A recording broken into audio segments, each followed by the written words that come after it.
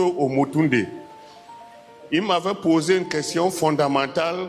Malheureusement, j'ai trouvé la réponse quand il était passé de l'autre côté. Encore que je me dis que c'est peut-être lui qui a inspiré la réponse. Omotunde m'avait dit ceci. Le grand lion, le sphinx qui se trouve devant les pyramides, il regarde quoi?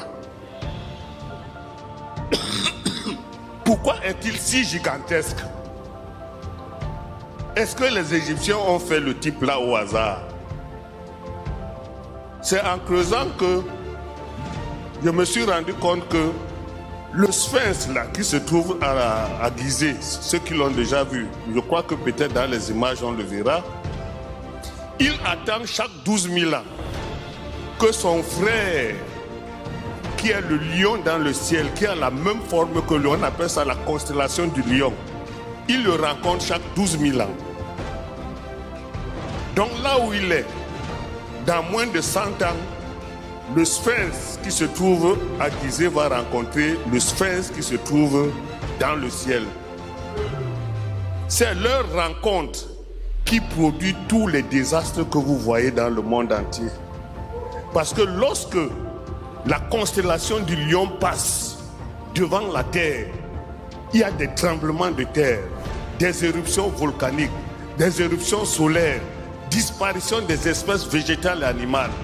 Il semble bien, parce que j'ai revu, que depuis que le monde est né, chaque 12 000 ans, il y a une extinction des espèces. Donc, le sphinx de Gizeh, nos anciens maîtres égyptiens avaient pour but d'atténuer la douleur,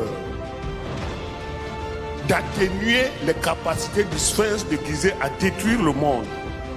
En réalité, ils ont programmé que plus jamais le sphinx de Gizeh ne détruira l'espèce humaine grâce au sphinx qui se trouve là, à Gizeh. En réalité, le sphinx de Gizeh possède dans son corps un magnétisme puissant capable d'arrêter le magnétisme du sphinx dans le ciel.